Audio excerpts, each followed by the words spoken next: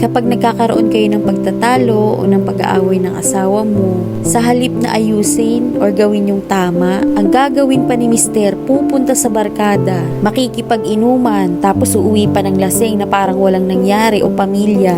Syempre, kaming mga misis, maiinis kami at magdadamdam. Tapos kapag iba na yung naging mood namin, ang sasabihin, pabebe lang yan, naging inarte lang yan. Unang-una sa lahat, ang relasyon ng mag-asawa, iba na sa relasyon ng magjowa. Meron na kayong pamilya. Pag nagkaroon kayo ng pagtatalo, maliit man na dahilan yan, inaayos yan para hindi na lumaki or maulit pa. Kaming mga babae, mahina lang. Natural lang sa amin ang magdamdam at madali kaming masaktan. Lalo na pag kami ay nagkaanak na, mas lalo na kaming nagiging emosyonal dahil sa dami ng iisipin at gagawin. Kaya dapat kayong mga husband ang unang uunawa at magko-comfort sa amin dahil hindi madaling maging ina.